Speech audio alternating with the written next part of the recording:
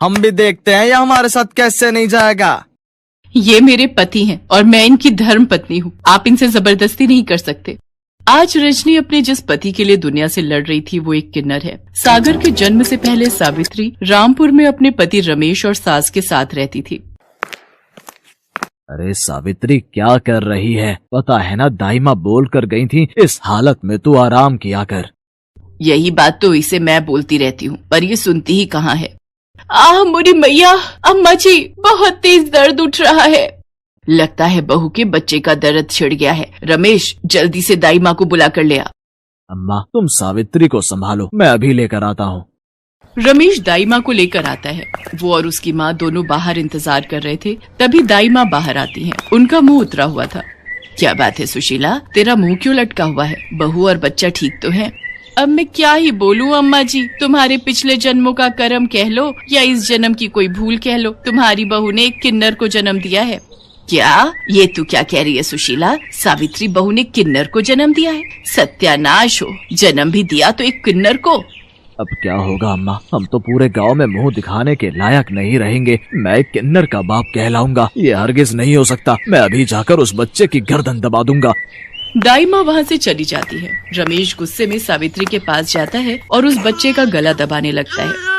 नहीं नहीं, ऐसा मत करो। ये जैसा भी है, जो भी है, बदनसीब मेरी औलाद है। मेरी कोख से मैंने इसे जन्म दिया है। इसे मत मारो, छोड़ दो मेरे बच्चे को। रमेश, पड़ी रहने दे नासपीटी को इस नासपीटे के साथ। तू मेरे साथ आ। रमेश माँ के साथ बाहर जाता है। सावित्री उन दोनों की बातें सुन लेती है। देख रमेश, इस बच्चे को अभी हाथ लगाया तो पूरे गांव में शोर मच जाएगा। रात के अंधेरे में जब सावित्री सो रही होगी तब इस किन्नर को बहती नदी में फेंक देंगे। मैं अपने बेटे को कुछ नहीं होने दूंगी। मैं चली जाऊंगी यहाँ से। सावित्री अपने बेटे को लेकर वहाँ से भाग निकली और मंगलपुर गांव में आकर रहने लगी। सावित्री ने मजदूरी करके अपने बेटे सागर को पाल पोस कर बड़ा किया और उसकी कमजोरी दुनिया से छुपा कर रखी। सागर पढ़ लिख कर उसी गांव के एक स्कूल में पढ़ाने लगा। सागर गरीब बच्चों को मुफ्त में शिक्षा देता था। उन्हीं बच्चों में से एक बच्चा रजत भी था, जिसकी बड़ी बहन रजनी सागर को पसंद करती थी, पर सागर नहीं चाहता था कि रजनी उसके करीब आए। सागर, तुम मुझसे दूर क्यों रहते हो? यही कारण है ना कि मैं पढ़ी लिखी शहरी लड़कियों की तरह सुंदर नहीं दिखती। पर तुमने कभी मेरा दिल निकाल कर देखा होता तो इस पर तुम्हारा ही नाम लिखा है। रजनी, बस है कोई वजह जो मैं तुम्हें नहीं बता सकता। इस कारण तुम मुझसे कोई उम्मीद मत रखो। रजनी को बहुत दुख पहुंचता है। कुछ समय बाद रजनी की शादी विनोद नाम के लड़के से तय हो जाती, पर शादी के दिन विनोद का पिता दहेज की मांग लेकर अड़ जाता है। सेठ जी, मुझे कुछ दिन की मोहलत तो दो। जैसे ही फसल बिकेगी मैं बाकी के रुपए भी आपको दे जाऊंगा। तो ठीक है, हम बारात वापस ले जाते हैं। ऐसा ना कहो जयकिशन बाबू, बिन माँ के मेरे बच्चों ने पहले ही बहुत दुख झेले हैं। मेरी बच्ची से कोई शादी नहीं करेगा। भगवान के लिए ये शादी होने दो मालिक, मैं आपके पैर पड़ता हूँ। बापू, मेरे कारण तुम ऐसे लालची लोगों के पैरों में मत गिरो। जाते हैं तो जाने दो ऐसे लोगों को। मुझे भी ऐसे लालची लोगों के घर बहू बनकर नहीं जाना। इससे तो मैं कुंवारी ही अच्छी हूँ। चल बेटा विनोद, बारात वापस जाएगी। रुक जाओ किशन बाबू, ऐसा मत करो, रुक जाओ। रजनी की बारात वापस लौट जाती है। ये सदमा रजनी बर्दाश्त नहीं कर पाती और वो आत्महत्या करने के लिए कुएं में कूद जाती है। अचानक सागर उसे देख लेता है और वो भी उसके पीछे कुएं में कूद जाता है और किसी तरह रजनी को कुएं से बाहर लाता है। मेरी बच्ची, हे भगवान, क्या करने जा रही थी? अगर तुझे कुछ हो जाता। सागर बेटा, तुम नहीं होते तो आज मेरी बच्ची। दीदी, आंखें खोलो ना, क्या हुआ दीदी?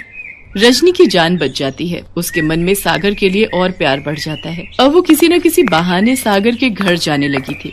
रजनी बिटिया, कैसी हो? मैं ठीक हूँ माँ जी। सागर कहीं दिखाई नहीं दे रहे। वो मैंने सूजी का हलवा बनाया था, सागर को बहुत पसंद है। मुझे पता था इसलिए ले आई। अच्छा, सिर्फ सागर के लिए ही लाई हो, मेरे लिए नहीं? नहीं नहीं माँ जी, आप भी खाओ ना। वो तो मैं बस। रजनी, तुम यहाँ? सागर, रजनी ने सूजी का हलवा बनाया था, वो तुम्हारे लिए लेकर आई है। अच्छा माँ जी, मैं चलती हूँ। मुझे बताना हलवा कैसा था। रजनी शर्माते हुए वहाँ से चली जाती है, पर सागर सावित्री से कहता है, माँ, रजनी मेरी सच्चाई नहीं जानती। मैं नहीं चाहता मेरे कारण उसकी जिंदगी खराब हो। मैं जहाँ तक समझ पा रहा हूँ वो मेरे लिए अपने मन में कुछ अलग ही सोच रही है। मैं चाहता हूँ वो मुझसे दूर रहे। ये बात वो नहीं जानती कि मैं एक किन्नर हूँ। मैं एक साधारण इंसान की तरह उसके काबिल नहीं हूँ। सागर को लगा था कि रजनी वहाँ से जा चुकी है, पर रजनी तो दरवाजे की ओट में खड़ी सारी बातें सुन लेती है। उसके पैरों से जमीन खिसक जाती है और उसकी आंखें आंसुओं से भर जाती हैं। वो सारी रात सागर के बारे में ही सोचती रही। अगले दिन रजनी उठी और वो सागर के घर पहुंची और सावित्री के पैर छूकर बोली, माँ जी, क्या आप मुझे बहू के रूप में स्वीकार करेंगी?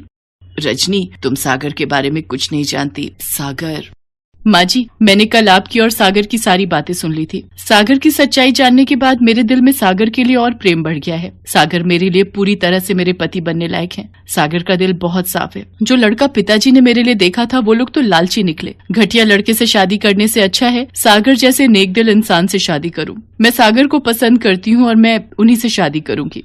जुग जुग जियो मेरी बच्ची, तुमने मेरे बच्चे की जिंदगी में खुशियों के रंग भर दिए। सागर को भी सारी सच्चाई पता चलती है। रजनी के अटूट प्रेम को देखकर सागर उससे शादी के लिए हाँ कह देता है और रजनी की शादी सागर के साथ हो जाती है। एक दिन सावित्री का पति रमेश उस गांव में आता है और वो सावित्री और सागर को एक दुकान पर खड़ा देख लेता है। सावित्री सागर के साथ घर की तरफ निकलती है तो रमेश उस दुकानदार के पास जाता है। भैया, ये जो अभी एक औरत तुम्हारे से सामान लेने आई थी, ये कौन है?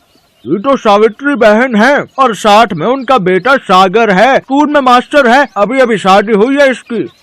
ये कैसे हो सकता है? मेरा बेटा तो किन्नर था। एक किन्नर पति कैसे बन सकता है? जरूर सावित्री ने इसके किन्नर होने की बात सबसे छुपा कर रखी है। अगर मैं शहर में किन्नर को जाकर ये सच्चाई बता दूं तो वो इसे उठा कर ले जाएंगे और बदले में मुझे अच्छे खासे पैसे दे देंगे। मेरे तो मजे ही आ जाएंगे।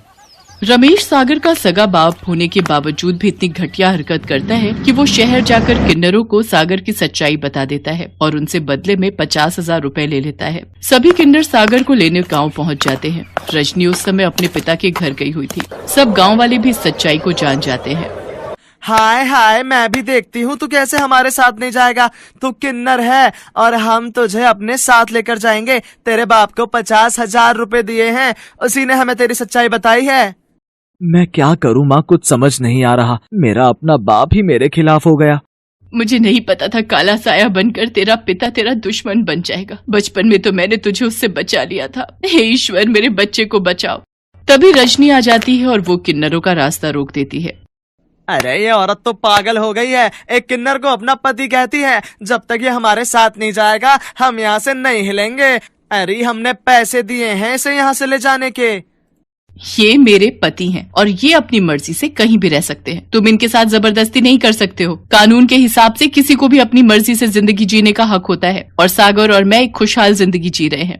गांव वाले रजनी के साहस की प्रशंसा करते हैं और सब उसका साथ देते हैं। गांव वाले जानते थे कि सागर एक भला इंसान है। सब गांव वाले मिलकर पैसे इकट्ठे करते हैं और किन्नरों को पकड़ाते हैं।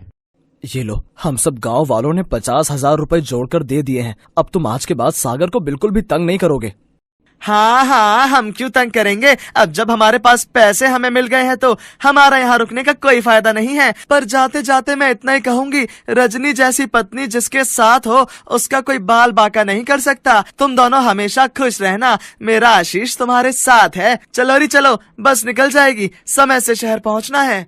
सागर सब गांव वालों का शुक्रिया अदा करता है और रजनी और सागर दोनों मिलकर सावित्री के पैर छूते हैं। सावित्री अपने बेटा बहू को गले से लगा लेती है